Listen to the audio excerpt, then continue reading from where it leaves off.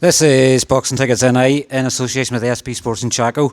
We're here at Glean Boxing Club in Belfast, and delighted to be joined once again with Lee Reeves. How are you, mate? I'm very good. I'm just finished a very tough session, first one of the day, and I'm flying. My fitness is good, my weight is good, and my mentality is the best it's ever been.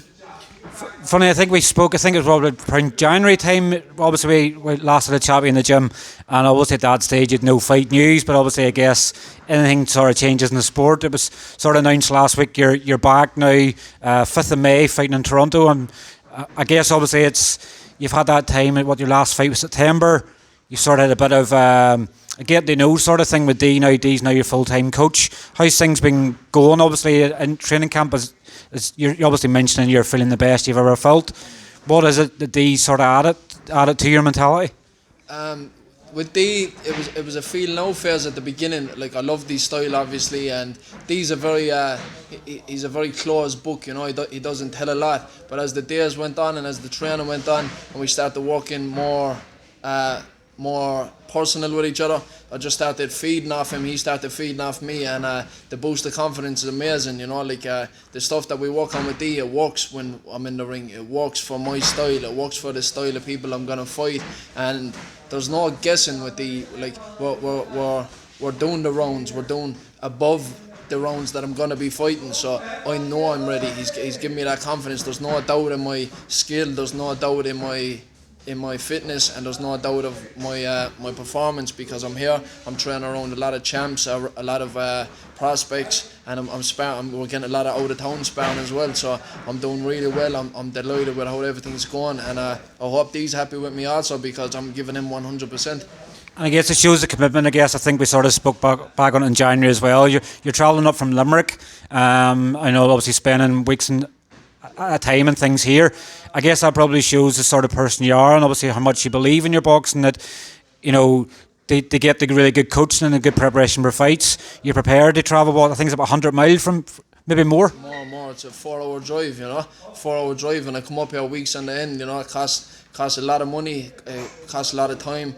I'm away from my family, I'm away from my friends, I'm away from home luxuries. I'm really here. I'm here totally alone. But like, obviously when I'm in the gym, I'm here with a new family. But it's a massive discipline and dedication that I'm showing. And I'm not here to make up numbers, as most boxers say, but I'm not doing it half time. Like, as you said, you were talking to me back in January, no fight there, no nothing. I was up here spending my money, training every day, twice a day. I'm giving it 100%. I'm not a part-time fighter. I'm a full-time fighter, and it's going to show on Cinco de Mayo, May 5th, when I win my first belt, and it's going to be the first of many. And obviously, you know, a workout pretty much 8 months since your last fight. You could have probably done things a bit easier. Sort of nearly the first fight in Canada in nearly 3 years. Obviously, the pandemic sort of played a factor in that.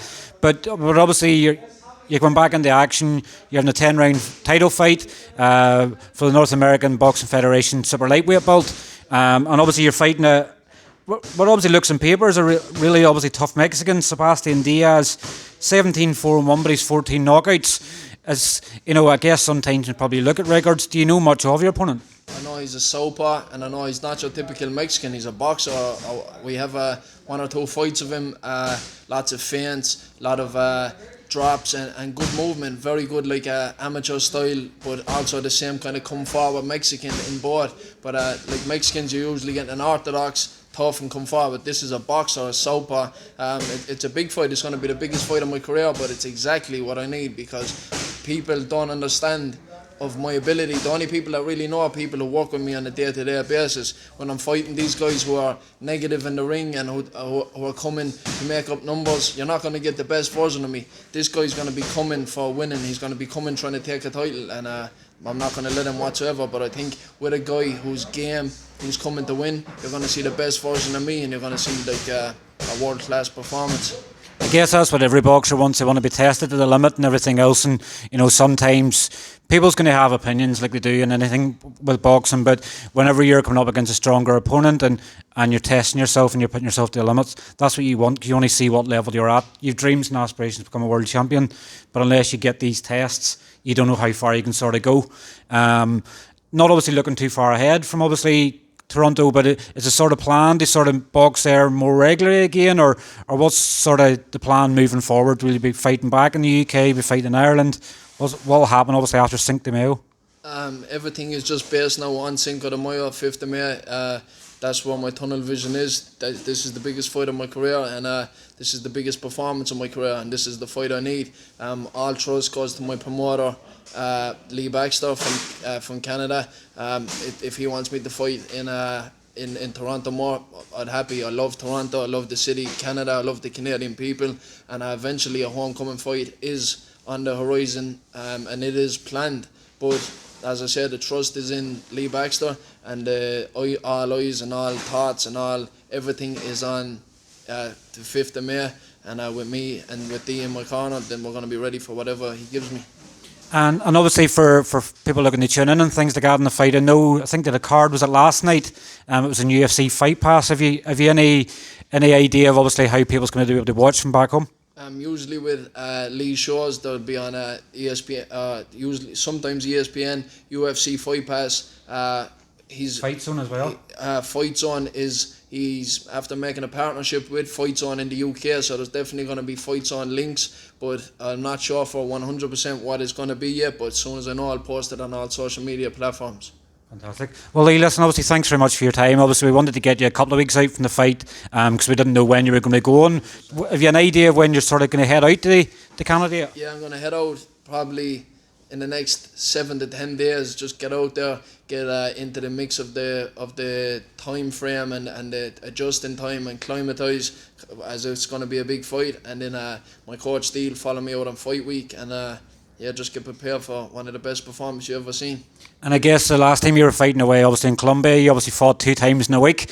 You haven't any ideas to obviously fight twice again in a week when you're in Canada? I tell a lot of people I'm an old school fighter, like whether they want to believe it or not. Like this is the thing. I fought in Colombia. I travelled the world by myself and fought. I'll fight anybody. I do not care. I will fight anybody. And if my hands is good and I've no marks and I'm not too sore, I'll fight them again on Friday. So I don't care. I'll fight anybody. So whoever my promoter wants, and just line them up. Fantastic. Well, thanks very much for your time and all the very best in your return to Canada on the 5th of May.